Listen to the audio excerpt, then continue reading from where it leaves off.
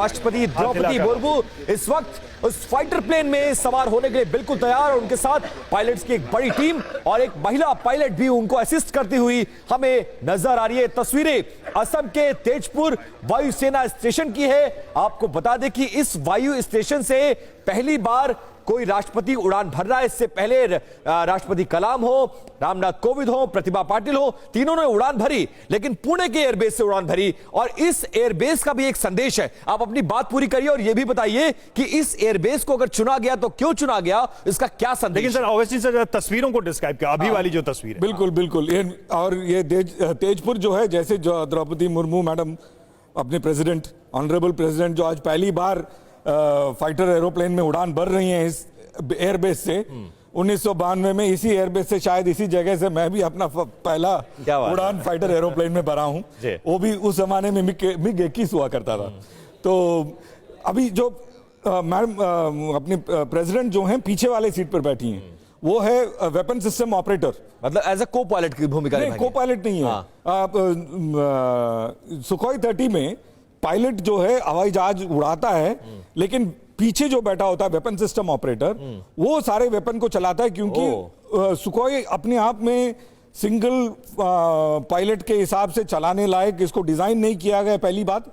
और दूसरी बात, जैसे कहते हैं ना 2 और 2 5, तो ये आगे और पीछे की जो पायलट और वेपन सिस्टम ऑपरेटर बैठ करके एक साथ तालमेल के साथ जब चलाते हैं तो यह 3 या 4 पायलट के बराबर हो जाते हैं। क्योंकि जिस हेलमेट की बात सर आप कर रहे थे, वो हेलमेट किसके पास होता है? पायलट के पास या जो पीछे बैठा है उसके पास? दोनों के पास सेम हेलमेट होता है। यानी दोनों जब मूव करते होंगे राइट साइड, तो सारे आपने कहा कि मिसाइल भी उस तरफ नहीं, वो भी वो क्यू भी पीछे वाला देता है। अगर पीछे वाला बोलता है एयर टू एयर फायरिंग अगर जब करते हैं, तो आगे वाला जो है वो अगर देख लेता है तो वो एक बटन दबा देता है, तो वो क्यू सारा फ्रंट पायलट के पास। और थोड़ा तस्वीरों को डिस्क्राइब करिए, इस वक्त क्या हो रहा होगा, क्या समझाने की कोशिश की जा रही है, क्या बताने, वो पूरा प्रोसेस जो हो रहा है उसको थोड़ा डिस्क्राइब करिए सर। अभी मोस्ट इंपॉर्टेंट अभी जो हो रहा है वो है बहुत ही एक खतरनाक चीज पे उनको ब्रीफिंग दी जा रही है। और वो खतरनाक चीज ये है कि अगर हवाई जहाज सुखोई 30 में तो खैर अभी तक हुआ नहीं है, लेकिन अगर हवाई जहाज की खराबी हो जाए तो किस तरह से इजेक्शन होगा,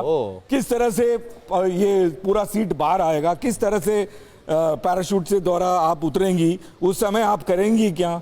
आपका हाथ अंदर होना चाहिए, पैर खिंचा हुआ होना चाहिए। इजेक्शन जो है कमांड इजेक्शन बोलते हैं। जो आगे वाला पायलट इसको अगर जरूरत पड़े तो इजेक्शन हैंडल खींचेगा और आप ऑटोमेटिकली पीछे से निकल जाएंगे। और मोस्ट इंपॉर्टेंट इसमें ये ब्रीफिंग दी जा रही है कि आपको अपने बॉडी को किस तरह से रखना है। क्योंकि जब हाई जी टर्न होता है और अगर आप गर्दन को यहां वहां मोड़ देंगे तो हो सकता है गर्दन नीचे को हो जाए, या फिर नेक में आपको तकलीफ हो, या टूट भी सकता है। अच्छा शारदुल सर, कुछ इन तस्वीरों को देखकर ऐड करना चाहेंगे, ब्रीफ करना चाहेंगे, डिटेल्स कुछ बताइए हमारे दर्शकों को, वो जानकारी जो इन तस्वीरों को देखकर वो नहीं समझ पा रहे, थोड़ा ब्रीफ करिए उनको डिटेल में। मैं एक चीज इसमें ऐड करना चाहूंगा, जैसा कि इन्होंने जी फैक्टर का इस्तेमाल किया। हर एक इंडिविजुअल की बॉडी का टॉलरेंस अलग अलग होता है। और ये जो जी फैक्टर है, जो ट्रेन पायलट है वो काफी हद तक टॉलरेट कर लेता है, लेकिन लेमैन जब फर्स्ट टाइम जाता है तो उसका टॉलरेंस कम होता है, तो लिहाजा उसको उस तरीके का जो सूट पहनाया जाता है वो उसके मुनासिब होता है। नंबर 1। नंबर 2, जब भी कोई वीआईपी एंट्री होती है, ऑल्दो सारे चेक्स एंड बैलेंसेस हो जाते हैं, लेकिन इमरजेंसी प्रोसीजर को कैसे अडॉप्ट करना है इसकी ब्रीफिंग डिटेल में दी जाती है और समझाया जाता है, जो इस समय चल रहा है। ये जानना जरूरी, क्योंकि हादसे कभी भी किसी भी तरीके से हो सकते हैं, लिहाजा उसका फुल प्रूफ सिस्टम अडॉप्ट करना, उससे निकलना, उससे बच के आ जाना, उसके जो एस्केप मेजर है उसको अडॉप्ट करना, ये बहुत काबिल तारीफ होता है, ये बताने की जरूरत है। और ये इस तरीके की उड़ान भरना सबके लिए लागू नहीं होता है। सुप्रीम कमांडर अगर इसमें बैठे हैं तो एक वीआईपी टेस्ट के दौरान इसकी पूरी जानकारी उनको दी जा रही है, और साथ में इजेक्शन का ड्रिल, और साथ में एक हौसला अफजाई पूरे Indian army, Indian air force, army और navy, complete defence security forces के लिए एक मैसेज है कि लोग हम सारे एक साथ एकजुट हैं अपनी देश की सुरक्षा के लिए। और संजय सोई सर, कुछ ऐड करिए इंफॉर्मेशन और ये बताइए कि जब ये उड़ान होगी तो कितने किलोमीटर प्रति घंटे इसकी रफ्तार होगी, कितने किलोमीटर की ये जर्नी तय करेगी, और जब ये सुखोई 30 विमान उड़ान भरेगा तो उसके साथ और कितने विमान, क्योंकि इसमें सुप्रीम कमांडर बैठा है तो जाहिर है कि एक सिंगल विमान तो उड़ान नहीं भरेगा। नहीं, ऐसा है कि जो टेक्निकल डिटेल मेरे ख्याल से ऑगस्टिन सर आप ही ब्रीफ करिए, मुझे लगता है आप बेहतर बता सकते हैं। देखिए, सुखोई जहाज जो है वो इंडिया में इंडक्ट किया गया था 97 के आसपास, और उस समय और आज भी अगर इसकी ये एक अपने आप में एक अलग क्लास वेपन सिस्टम है, एक अलग ही जहाज है।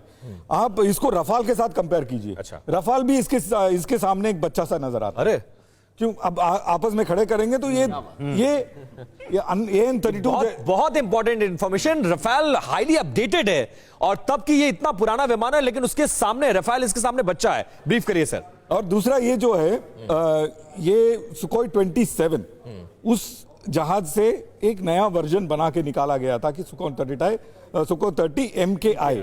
इसमें आई जो है इंडिया के लिए स्टैंड होता है।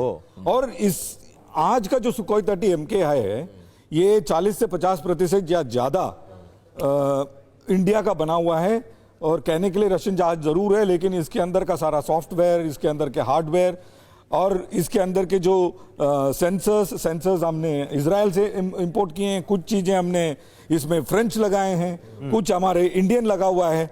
और ये ध्वनि से दुगना 8 टन वेपनरी लेके जाता है। और इसमें आप देखिएगा कहीं पे आपको एक ड्रॉप टैंक जिसको कहते हैं, जैसे रफाल में एक टैंक लगा होता है तेल का टैंक ही, इसमें आपको कहीं नहीं नजर आएगा।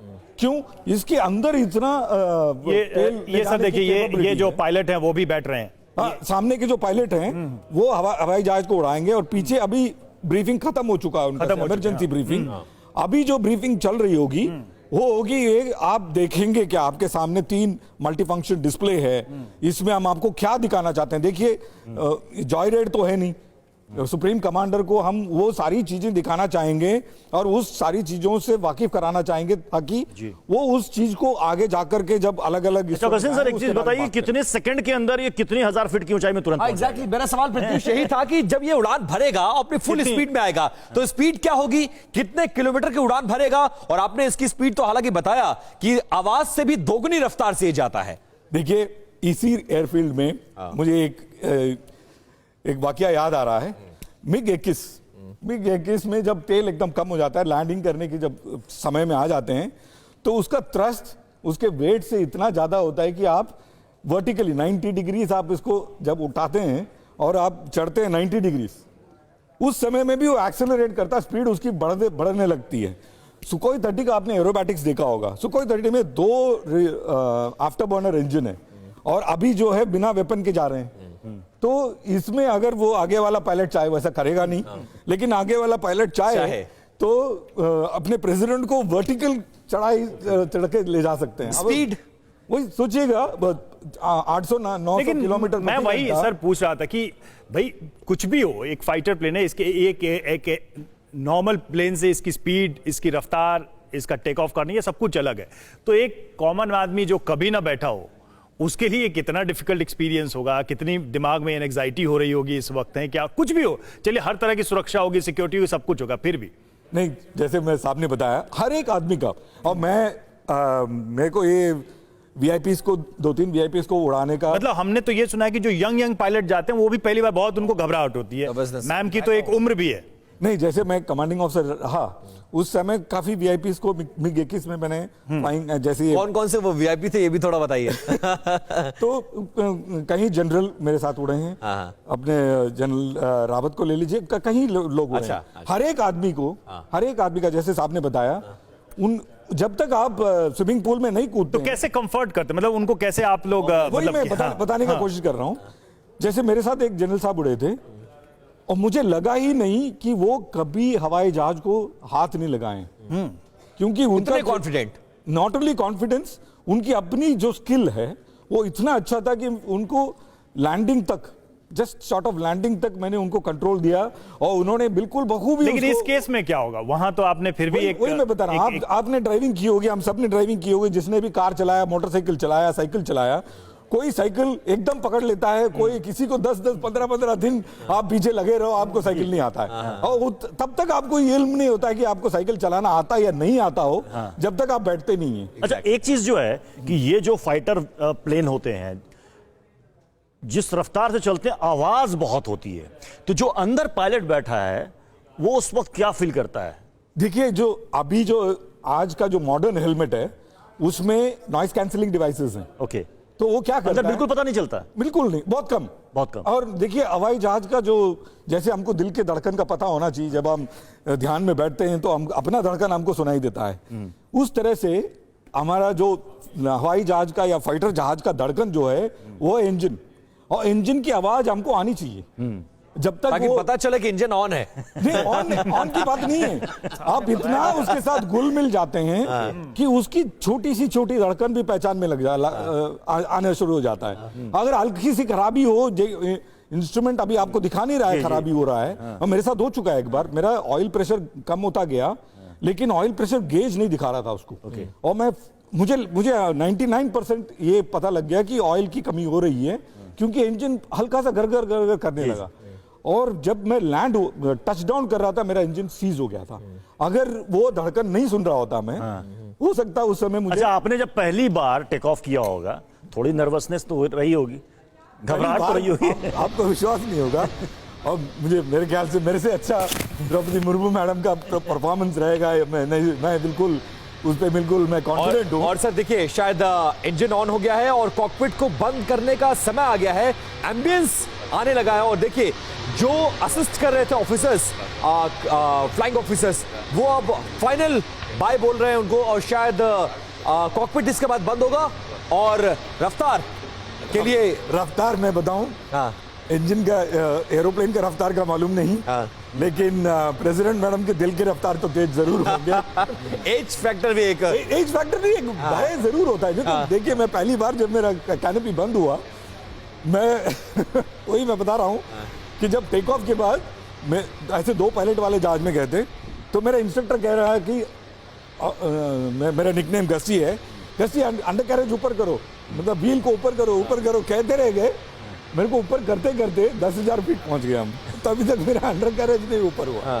तो इस तरह की जो भय भय नहीं, एक फियर ऑफ अननोन वो जरूर होगा। शायद सर, जब सुप्रीम कमांडर आपका इस तरह के फाइटर प्लेन में उड़ान भरता है, तो इस फाइटर प्लेन को कमांड करने के लिए भी, आसपास गार्ड करने के लिए भी कुछ विमान होते हैं जो साथ में चलते हैं, क्योंकि एक प्रोटोकॉल भी है, एक सिंपल पायलट उड़ान नहीं भर रहा है, कॉकपिट में नहीं मौजूद है, तो क्या और भी साथ में विमान होंगे जो इस प्लेन को गार्ड करेगा और टेक ऑफ से लेकर लैंड तक उनके साथ रहेगा? देखिए, कॉमन सेंस कहता है कि जरूर ऐसा होना चाहिए, लेकिन ये तेजपुर से फ्लाइट बढ़ी जा रही है और एक सिंबॉलिक रिप्रेजेंटेशन है, सुप्रीम कमांडर सुखोई में उड़ान भर रहे हैं। तो जब ये उड़ान भरी जाती है तो उसमें मैं एक चीज़ ऐड करना चाहूँगा, जब ये इस तरीके से उड़ान भरी जाती है कैसे VVIP को लेके, तो साथ में सारे चेक के अलावा जब फ्लाइट के दौरान उनकी एक ब्रीफिंग साइड में चलती रहती है, उनको सारे टाइम टू टाइम इंस्ट्रक्शन, हिदायतें, और साथ में एक ब्रीफिंग का कॉन्सेप्ट होता है, जो एक सेट फ्लाइट रूट पे जाते हैं, उसको टच डाउन करते हैं, और सारे पॉइंट को, उस इलाके की थोड़ी थोड़ी बातें बताई जाती हैं, और उसको फिर वापस टच डाउन किया जाता है। उसके साथ कितने जो विमान साथ में जाएंगे, सिक्योरिटी के लिए जाएंगे, ये इनका प्रोटोकॉल है, उसके तहत ये सारी चीज़ें आती हैं। लेकिन मैं जो बताना चाह रहा हूँ वो एक ब्रीफिंग का पार्ट है, जो इंटर कम्युनिकेशन हेलमेट के थ्रू जो उनका कम्युनिकेशन होता है वो, और जो नॉइस पूरी तरीके से उसको खत्म कर दिया जाता है अंदर कॉकपिट में बैठने से, तो एक अच्छा कंड्यूसिव इन्वायरमेंट होता है। जब आप एक बार हवा में चले जाते हैं तो आप चीज़ों को समझने में ज़्यादा लगाते हैं, आपका माइंड डाइवर्ट हो जाता है, इस तरीके से जो आपका जी फैक्टर है वो कम वहाँ पे होता है, और जितना आप ऑक्यूपाइड रहेंगे उतना अच्छा। लिहाजा इसके तहत एक ब्रीफिंग होती है, सेट पाथ पे जाते हैं और अल्टीमेटली इसको लैंड किया।